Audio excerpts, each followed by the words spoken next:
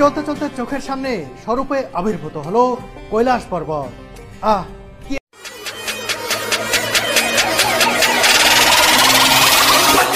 রহস্যময় পর্বত, কতই না শুনেছি। সেই পর্বত দেখতে যে নিজেই কখনো যাব সেটা ভাবিনি। তিব্বতের গ্রামীণ সৌন্দর্য দেখতে দেখতে এগিয়ে চলেছি সামনের দিকে। বলে রাখি, মাউন্ট কৈলাসে পৌঁছতে আমাদের 3 দিন সময় লাগবে। আজ সারাদিন গাড়িতে চলতে চলতে সাগা শহরে রাত কাটাবো। পরের দিন দিনভর গাড়িতে চলার পর সন্ধ্যার আগে পৌঁছাবো কৈলাস পর্বত সংলগ্ন তারচেন শহরে। তারচেন শহরে রাত কাটিয়ে সকাল থেকে পাহাড়ি পথে হাঁটা শুরু করলে বিকেলের মধ্যেই আমরা ছোট ছোট অজস্র লেক, হিমালয়ান রেঞ্জের অজস্র দৃষ্টিনন্দন পাহাড়, এই সব কিছু দেখতে দেখতে কিন্তু এগিয়ে যাব এবং আজকে আমরা দূর থেকেই এক ঝলক দেখতে পাবো সেই মাউন্ট কৈলাস এবং মানস সরোবর। মাউন্ট কৈলাস এটা হিন্দু ধর্ম, বৌদ্ধ ধর্ম সহ প্রায় 4টি ধর্মের মানুষের জন্য খুবই গুরুত্বপূর্ণ একটি স্থান। এটাকে শিবের বাড়ি বলা হয়ে থাকে, আমি আগেও বলেছি। এ কারণে এটি কিন্তু হিন্দু ধর্মাবলম্বীদের কাছে বিরাট আরাধ্যের একটি জায়গা। সেই জায়গা আমি দেখতে যাচ্ছি, আপনাদেরকে দেখাবো। সত্যি আমার এই যে ভালো লাগা, এই ফিলিং স্টেশনের বিরতিতে দেখুন পর্যটকরা জল বিয়োগ করতে লাইন ধরে শৌচাগারের দিকে যাচ্ছেন। বলে রাখি, তিব্বতে প্রতি লিটার ডিজেলের মূল্য 7.8 ইউয়ান বা 112 টাকা, আর প্রতি লিটার পেট্রোলের মূল্য 8.85 ইউয়ান বা 150 টাকা। জ্বালানি তেল নিয়ে আবারও ছুটতে থাকলাম মাউন্ট কৈলাসের দিকে। রহস্যময় কৈলাস পর্বত যেন মাউন্ট কৈলাসের অবস্থান খুব ভালোভাবে আমাকে বুঝিয়ে দিলেন গাইড তেনজিন দা। বন্ধুরা, এই যে সবাই মেনু দেখে অর্ডার দিচ্ছেন। এই যে দিদি দিচ্ছেন কি কি খেতে চান। নিলয় তো বসে দেখছে। ওকে নিলয়, মেনুতে দেখলা কি অবস্থা? আমি আসলে টায়ার্ড হয়ে গেছি ফ্রাইড রাইস খেতে খেতে, কিন্তু অন্যান্য যে আইটেমগুলো এগুলো আসলে খুব বেশি পরিচিত না। আর অনেক স্যুপ আইটেম দেখতেছি, কিন্তু এদের স্যুপ নিয়ে আমাদের কোনো ভরসা নেই। মানে কি দিয়ে যে কি স্যুপ বানাই, আমি স্যুপের স্মেলটাই নিতে পারি না। দেখি কোনো কমন আইটেমস খাওয়া যায় কিনা। আসলে এখানে খাবার পছন্দের মতো পাওয়াটা খুব। আর মাউন্ট কৈলাস তো আরও অনেক দূরে, আমরা একবারে কাছাকাছি যাব, কিন্তু এই যে প্রথম দর্শন, এটার গুরুত্ব কিন্তু অন্যরকম। স্বচক্ষে যত দূর থেকেই হোক প্রথম দেখা মাউন্ট কৈলাস সত্যি একটা দারুণ ব্যাপার। নিলয়, তোমার চোখের সামনেই এখন মানস সরোবর, একেবারে নীলাভ জলের এই যে লেক, আর এই পাশে দেখতে পাচ্ছি মাউন্ট কৈলাস। কত তোমার কাছেই তো কত গল্প শুনেছি না? কত গল্প, মানে আমি ছোটবেলা থেকে খালি বইতে পড়েছি, গল্পে পড়েছি যে তিব্বতের কৈলাসের মানস সরোবর থেকে ব্রহ্মপুত্র নদের উৎপত্তি। এটা কে না পড়েছে, শুধু আমি না, মানে বাংলাদেশের এমন কোনো শিক্ষার্থী নাই যে কৈলাসের মানস সরোবর সম্পর্কে জানে না বা ব্রহ্মপুত্র নদের উৎপত্তি সম্পর্কে তারা জানে না। আমাদের দেশের প্রধান 3টা নদীর 4টা নদীর কিন্তু একমাত্র নদ, আমাদের দেশের প্রধানতম নদ হচ্ছে ব্রহ্মপুত্র। সেই নদের উৎপত্তি কিন্তু এই মানস সরোবর থেকে।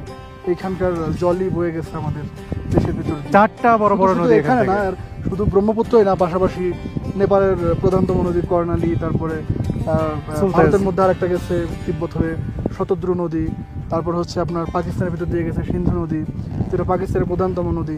তো এই জায়গার যে ভৌগোলিক গুরুত্ব এবং যে ইতিহাস এবং যে কল্পকাহিনী, এটা তো আসলে পৃথিবীর আর কোথাও কোনো জায়গায় এই এরকম একটা পর্বতকে ঘিরে এত কল্পকাহিনী বা ধর্মীয় রীতিনীতি আর কোথাও নাই। আর সেখানে আসতে পেরে আমি দেখতে পাচ্ছ একদম দেখা যাচ্ছে, চূড়াটা মেঘে ঢেকে আছে, তারপরেও খুবই ভালোভাবে দেখা যাচ্ছে, ভালোভাবে দেখা যাচ্ছে। পাশাপাশি এই পাশের পর্বতগুলো কিন্তু খুব স্পষ্ট দেখা যাচ্ছে। তো এই সবগুলো পর্বতের মিলিত প্রবাহেই কিন্তু আপনার এই মানস সরোবরটা হয়েছে। পাশাপাশি মানে আরো একটা লেক, তুমি কি জানো এই মানস সরোবরে একবার ডুব দিলে কেউ যদি দেয়, এটা হিন্দু ধর্ম মতে, সে হচ্ছে রুদ্রালোকে চলে যাবে। আমি আসলে এত বিস্তারিত জানি না, তবে আমি ডুব দিব। ব্যবস্থা আছে। রুদ্রালোক বলতে কি বোঝাচ্ছে বলো? জানি না, স্বর্গ আমার মনে হয়। বন্ধুরা, এই তিব্বত ট্যুরের শুরুতেই দেখিয়েছিলাম ভারতের কলকাতার বাসিন্দা, তারা থাকেন বর্তমানে ইউএসএতে। দাদা এবং বৌদি আছেন দূরে। দাদার নাম, পুরো নামটা যদি বলতেন। সৌমেন চ্যাটার্জি। দাদা দীর্ঘদিন ধরে ইউএসএতে রয়েছেন এবং একসাথে ভ্রমণ করতে করতে আমরা চলে এসেছি মানস সরোবর এবং কৈলাস মাউন্টেনের কাছে। দাদার কাছে এই আবেগ অনুভূতি সম্পর্কে জানতে চাইবো। আমি এখানে আসার আগে অনেক স্টাডি করেছি, দেখেছি হিন্দু ধর্মাবলম্বীদের কাছে এই জায়গাটি বিশেষভাবে গুরুত্বপূর্ণ। একজন হিন্দু ধর্মাবলম্বী হিসেবে দাদা এখানে এসেছেন, জীবনে প্রথম নিজ চোখে মানস সরোবর এবং মাউন্ট কৈলাস দেখছেন। তার কাছে কেমন লাগছে এটাই জানতে চাচ্ছি। দাদা, আপনার কাছে কেমন লাগছে? খুব ভালো লাগছে। আমি বলবো যে কৈলাস মানস সরোবর শুধু হিন্দু ধর্মের নয়, এ নিয়ে বহুদিন ধরে বিজ্ঞান এবং প্রযুক্তি বিজ্ঞান ভাবছে যে সমস্ত পৃথিবীর এটা হচ্ছে কেন্দ্রস্বরূপ। তো এর প্রথমে মানস সরোবরের কথা জানা যায় আপনার হিন্দু বলুন, হিন্দু ধর্ম, বৌদ্ধ ধর্ম, জৈন ধর্ম এবং বন ধর্ম, এই চারটে রিলিজিয়ানে সবাই এই মানস সরোবর এবং কৈলাসকে একটা উচ্চতর স্থানে দিয়েছে। কিন্তু সায়েন্সের অ্যাঙ্গেল থেকে অনেকদিন ধরে রিসার্চ চলছে যে এই কৈলাস পর্বতের কি মহিমা, এবং এই পর্বতটি নাকি হলো ইনসাইড এবং এর ভিতরে একটা ভাইব্রেশনাল ফিল্ড আছে। এবং যারা সায়েন্টিফিক রিসার্চ করছে তারা বলছে যে কালচক্র এই কৈলাস পর্বতের ভিতরে লুকানো আছে, একটা ধ্বনির মতো, একটা ঘড়ির মতো কালচক্র। তো এটা শুধুমাত্র ধর্মীয় দিক দিয়ে নয়, আধ্যাত্মিকতার দিক দিয়ে নয়, শুধুমাত্র আমি আরেকটি কথা বলবো, সেটা হচ্ছে যে যেটা অনেকেই জানেন না, সেটা হচ্ছে কাশ্মীর শৈবিজম আমাদের ভারতবর্ষের সবচেয়ে উচ্চতর শিব উপাসনা করেছে, যেটা হিন্দু ধর্মের থেকেও অনেক বড় শিব উপাসনা করেছে। এবং এই কাশ্মীর শৈবিজমের যারা মাস্টার ছিল, অভিনবগুপ্ত, উৎপলানন্দ, এরাও এই কৈলাস মানস সরোবরকে একটা বিশাল স্থানে দিয়েছে। তো এই জায়গার যে ভাইব্রেশনাল ফিল, যে অনুভূতি, সেটা পৃথিবীর অন্য কোনো জায়গা থেকে একদম অন্যতম। তো অনেকদিন ধরে এখানে এসে তো আমার খুবই ভালো লাগছে দেখতে। কালকে আমরা এখান থেকে ট্রেক শুরু করব। কিন্তু আমি আবার বলবো যে ধর্মের গণ্ডি ছেড়ে বিজ্ঞান এবং সমস্ত জায়গাতে কৈলাস মানস সরোবরের একটি বিশেষ, আর প্রকৃতির তো একটা বড় অবদান, যেখান থেকে 4টা বড় বড় নদীর উৎপত্তি। বলা যায় যে এই সাবকন্টিনেন্টের যে जलधारा तार सिंहभागी जाए एखान थेके। ठीक है, ठीक है। हम कहाँ से है, के हो? म नेपाल से हूँ। मानसरोवर का विषय में ये विष्णु भगवान का वो शयन स्थल। এক জায়গায় দাঁড়িয়ে মাউন্ট কৈলাস ও মানস সরোবর দেখে আমরা এগিয়ে যেতে থাকলাম তারচেন শহরের দিকে, যেখানে আজ আমরা রাত্রি যাপন করব। তারচেন শহরের সামনে থেকে আরো ভালোভাবে দেখা যাবে কৈলাস পর্বত। তারচেন শহরের দিকে এগিয়ে যেতে যেতে মানস সরোবরের পাশেই একটি ছোট্ট শহরে প্রবেশ করলাম। শহরটি আধুনিক আর সাজানো গোছানো। এই শহর থেকে মানস সরোবরের পাড়ে যাওয়ার সুন্দর রাস্তাও রয়েছে। আমরা আগে কৈলাস পর্বত দেখব, তারপর ভালো করে দেখব মানস সরোবর। এ কারণে গাড়িতে বসেই অদূরের মানস সরোবর দেখতে দেখতে এগিয়ে যেতে থাকলাম কৈলাস পর্বতের দিকে। পর্বত এই অঞ্চলে এটি সবচেয়ে বড় পর্বত। এ কারণে বহু দূর থেকে, এমনকি ভারতের কিছু জায়গা থেকেও দেখা যায় এর চূড়া। মাউন্ট কৈলাসের একেবারে পাশ দিয়ে যাচ্ছে, দেখুন ওই যে মাউন্ট কৈলাস।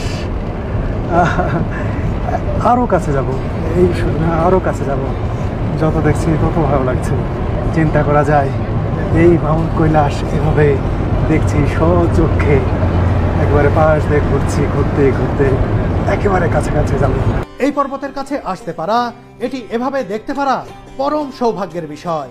বিশেষ করে হিন্দু, বৌদ্ধ, বন ও জৈন করছে নিলয়। আমিও বাইনোকুলার দিয়ে দেখলাম কৈলাসের সেই চূড়াটি, যেখানে আজ পর্যন্ত কোনো মানুষ উঠতে পারেনি। ভিউ পয়েন্টে দাঁড়িয়ে ছোট্ট তারচেন শহরটিও দেখে নিলাম। ভিউ পয়েন্ট থেকে দেখে আবারও গাড়ি চলতে শুরু করলো তারচেন শহরের দিকে।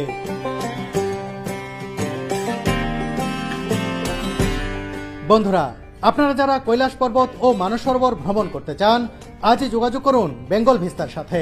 জুনের দ্বিতীয় সপ্তাহে পুণ্যার্থী ও সাধারণ পর্যটকের গ্রুপ নিয়ে আমি সালাউদ্দিন সুমন যাচ্ছি কৈলাস ও মানস সরোবর দর্শনে। এ যাত্রায় তিব্বতের রাজধানী লাসার প্রাচীন স্থাপত্য, ইতিহাস, ঐতিহ্য ও প্রাকৃতিক সৌন্দর্য উপভোগের পাশাপাশি আরোহণ করব মাউন্ট এভারেস্ট বেস ক্যাম্পেও। জেনে রাখুন, যারা ধর্মীয় উদ্দেশ্যে পুণ্যার্থী হিসেবে কৈলাস পর্বত ও মানস সরোবর দর্শনে যেতে চান, ধর্মীয় রীতিনীতি মেনে সার্বক্ষণিক সঙ্গে থেকে সবকিছুর যথাযথ ব্যবস্থাপনা নিশ্চিত করবে নিলয় কুমার বিশ্বাস। এ যাত্রায় বাংলার সন্তান অতীশ দীপঙ্করের মানুষ সেই রোমাঞ্চকর ভ্রমণ গল্পই দেখতে পাবেন পরের পর্বে।